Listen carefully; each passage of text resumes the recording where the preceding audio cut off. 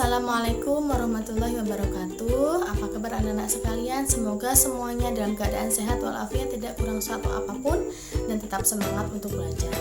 Baiklah, pada pertemuan kali ini pelajaran prakarya kita akan mulai memasuki bab yang kedua, yaitu tentang pengolahan. Kita akan mempelajari tentang pengolahan hasil peternakan dan perikanan menjadi olahan siap saji beserta pengemasannya. Nanti kita akan mempelajari tentang hasil ternak dan juga perikanan beserta manfaatnya. Maka dari itu saya mohon semua siswa menyimak video materi pembelajaran hari ini dari awal sampai selesai, dan jangan lupa untuk mencatat materi yang penting dan yang tidak ada di buku kalian. Untuk presensi silahkan tuliskan nama panjang, kelas, dan nomor absen pada kolom komentar, karena itu nanti akan saya jadikan data untuk bukti presensi kalian. Baiklah, tidak berlama-lama, mari kita sama-sama menyimak dan mempelajari materi hari ini pada video berikut ini. Pengolahan hasil peternakan dan perikanan menjadi olahan siap saji. Sebelum nantinya kita akan praktek untuk membuat olahan makanan dari hasil peternakan dan perikanan, mari kita pelajari dulu jenis-jenisnya dan juga manfaatnya, supaya kita dapat menentukan mana yang baik untuk keadaan atau kondisi tubuh kita masing-masing, karena tubuh seseorang itu kondisinya dan kebutuhannya berbeda-beda. Nah, yang pertama adalah hasil peternakan. Di sini ada daging, ada telur, ada susu. Itu adalah hasil dari kegiatan beternak atau peternakan. Jenis dan manfaatnya ya. Yang pertama kita akan membahas tentang daging. Daging itu ada daging ayam, daging kambing, dan daging sapi. Untuk daging ayam, dia memiliki manfaat sebagai sumber mineral, kemudian menjaga kesehatan kulit dan sistem syaraf. Itu adalah manfaat dari kita mengkonsumsi daging ayam. Kemudian berikutnya adalah daging kambing. Manfaatnya di sini ada meningkatkan penyerapan zat besi. Jadi dia bisa membantu tubuh untuk menyerap zat besi dengan maksimal. Kemudian dia sendiri juga memiliki zat besi dan protein berkualitas tinggi. Nah, ini yang menyebabkan tekanan darah kita menjadi seimbang atau menjadi normal, karena dia memiliki zat besi dan juga meningkatkan penyerapan zat besi yang berperan dalam produksi sel darah merah dan bisa menjaga konsistensi tekanan darah pada tubuh. Yang ketiga yaitu daging sapi, atau biasa kita sebut sebagai daging merah. Dia menjaga sistem syaraf dan produksi sel darah merah sama. Jadi biasanya ketika hemoglobin itu kan adalah sel darah merah. Nah, daging merah ini bisa membantu tubuh kita untuk bisa memproduksi sel darah merah dengan baik, dengan lancar, sehingga perputaran darah yang ada di tubuh kita itu optimal. Kemudian zinc yang terkandung dalam daging sapi membantu mencegah kerusakan dinding pembuluh darah. Perlu kalian ingat lagi, meskipun daging ayam, daging kambing, dan daging sapi ini memiliki manfaat yang sangat baik bagi tubuh kita, akan tetapi untuk mengkonsumsi harus dengan takaran yang wajar. Segala sesuatu tidak boleh dikonsumsi secara berlebihan. Memang dia memiliki manfaat yang baik, akan tetapi jika kita mengkonsumsi terlalu banyak atau berlebihan, itu nanti akan membawa efek lain atau efek yang tidak baik bagi tubuh kita. Berikutnya adalah telur. Telur adalah hasil dari peternakan yang bisa kita dapat dari unggas, bisa kita peroleh dari ayam, bisa kita peroleh dari bebek, bisa kita peroleh dari angsa, bisa juga kita peroleh dari burung puyuh. Secara umum telur ini memiliki manfaat, yaitu yang pertama menjaga kesehatan mata. Dia membantu memberikan nutrisi, yang mana nutrisi tersebut sangat dibutuhkan oleh mata, sehingga dia membantu menjaga kesehatan mata. Yang kedua, kolin yang terdapat pada telur berperan atau bermanfaat untuk menjaga kesehatan kandungan. Jadi telur ini baik dikonsumsi.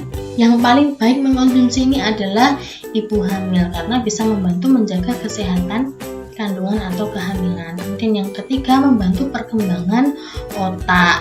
Nah, ini bisa kita berikan sejak kalian masih kecil, bahkan di sini untuk membantu perkembangan otak bayi atau janin yang masih ada di dalam perut sampai kalian lahir. Jadi jangan bosan-bosan untuk memakan telur, karena telur itu memiliki manfaat yang sangat baik bagi tubuh kita, asalkan kita mengkonsumsinya dengan benar dan tidak berlebihan. Berikutnya adalah susu. Susu itu dihasilkan dari apa saja? Biasa yang kita konsumsi adalah dari susu sapi perah. Ada juga susu kambing, ada juga susu kuda, tapi yang paling mudah diperoleh itu adalah susu sapi, dan yang bisa dikonsumsi oleh banyak orang itu adalah susu sapi. Yang pertama adalah mencegah osteoporosis, yaitu pengeroposan tulang, jadi membantu menjaga kepadatan tulang. Kemudian menurunkan tekanan darah. Nah, ini bagi yang memiliki tekanan darah tinggi bisa mengkonsumsi susu karena dia memiliki manfaat menurunkan tekanan darah. Berikutnya, untuk mencegah kerusakan gigi dan menjaga kesehatan mulut.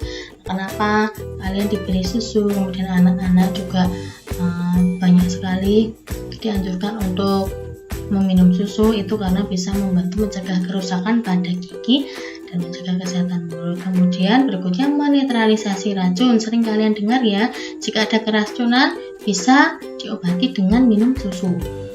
Kemudian mencegah kanker usus, dia bisa membantu menjaga kesehatan usus. Kemudian menjaga diabetes tipe 2.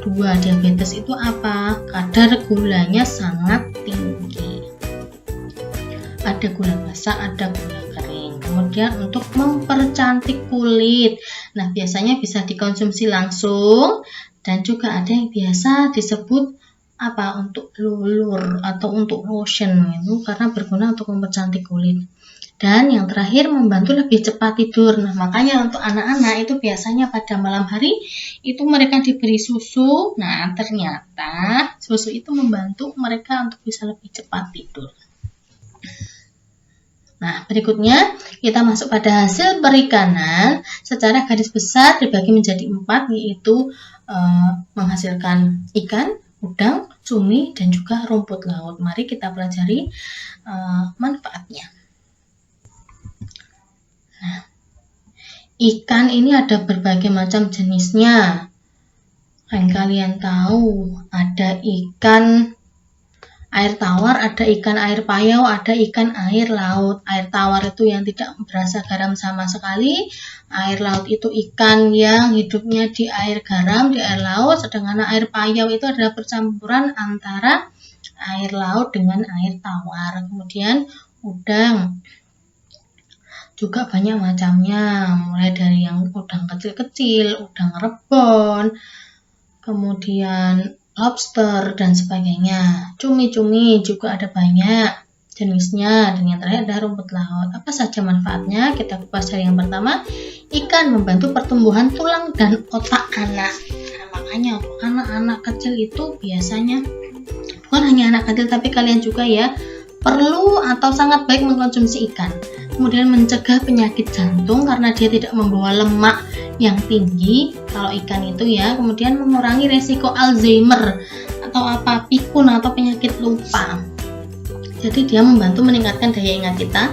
Kemudian mengurangi resiko depresi atau bisa jadi gangguan kejiwaan atau mental. Mohon maaf ya jika ada suara-suara di luar suara saya, karena ini dibuat di rumah. Jadi karena dekat dengan jalan ya, ada saja yang lewat. Nanti maklum ya. Kemudian untuk udang itu mendukung fungsi sistem kekebalan tubuh, membantu pembelahan sel darah agar tekanan darah tidak rendah. Jadi dia bisa membantu memproduksi sel darah merah dan mengoptimalkan fungsi tiroid. Cumi membantu pembentukan sel darah merah, asalkan cara memasaknya benar dan tidak berlebihan. Kemudian membangun tulang dan gigi. Yang terakhir adalah rumput laut, yaitu memiliki manfaat mengontrol berat badan, mencegah osteoporosis, dan sebagai antioksidan ataupun pencegah penyakit kanker. Semuanya memiliki manfaat yang sangat baik, akan tetapi ingat sekali lagi, cara memasaknya harus tepat dan jumlah yang dikonsumsi tidak boleh terlalu. Oke, baiklah anak-anak, itu tadi adalah penjelasan materi kita pada hari ini tentang jenis bahan hasil peternakan dan juga perikanan beserta manfaatnya. Semoga anak-anak sekalian dapat memahami materi ini tadi dengan baik dengan bantuan penjelasan materi yang singkat ini.